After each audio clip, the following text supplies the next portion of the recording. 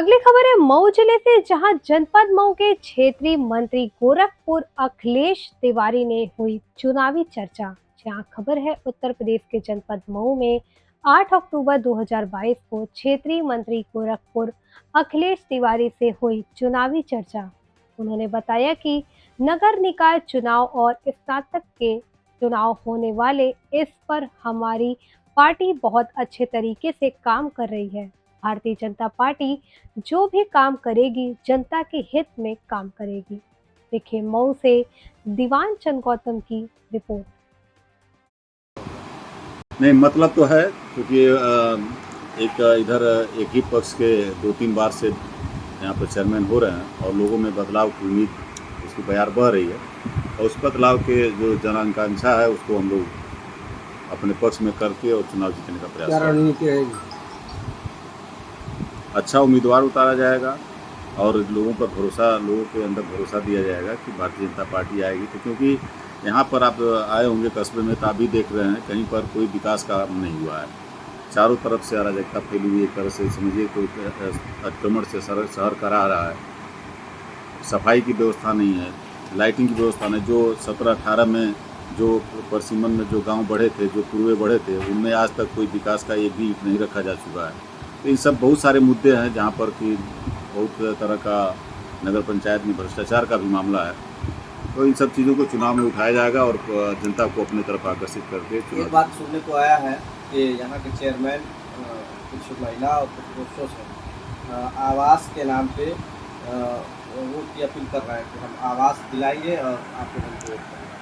देखिए, इसकी जानकारी मुझे नहीं है, लेकिन जहाँ तक आवास की बात है पूरी जनता जागरूक है और जान रही है कि प्रधानमंत्री जी की तरफ से प्रधानमंत्री आवास योजना के तहत सबको आवास दिया जा रहा है। बाकी बीच में बहुत सारे लोग गुमराह करके अपना कुछ हित साध लेते हैं, तो उसकी बात नहीं, उसको हम लोग जागरूक भी करते हैं। बहुत जगह हम लोगों को शिकायतें मिली तो उन पर कार्रवाई भी कराया गया है, उनकी शिकायतें भी की गई हैं और इस समय भी आवास का सर्वे चल रहा है। उसमें जो लाभार्थी का सुनने को मिला है कि स्लोगन दे के और वोट पहुँचाने का काम चल रहा है, तो इस पर आप भारतीय जनता पार्टी क्या करेगी? परिचय बताएं अपना। अखिलेश तिवारी, क्षेत्रीय मंत्री, भाजपा गोरखपुर क्षेत्र।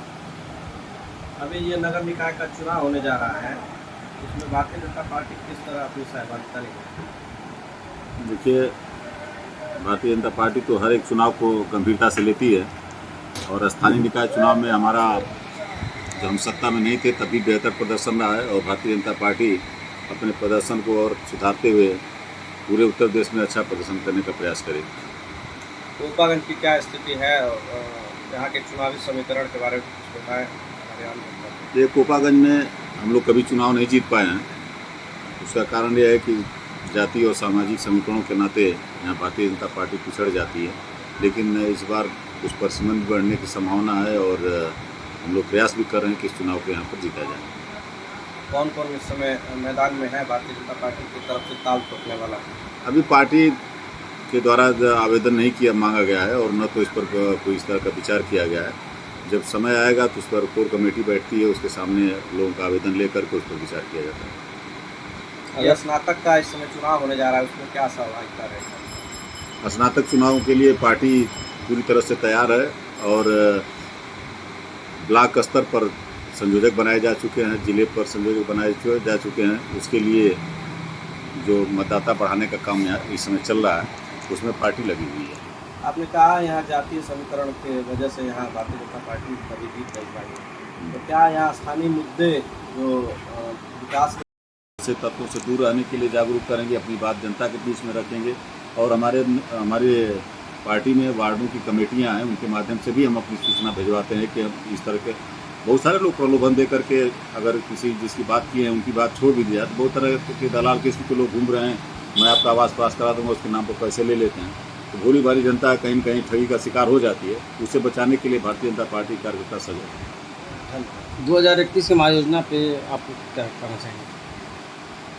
जैसे 23 अब देखिए, वो तो अभी प्रस्तावित है, उसमें कई तरह के विचार आ रहे हैं। वहाँ पर जो स्थानीय जनता है उसमें कुछ विरोध का भी स्वर आ रहा है।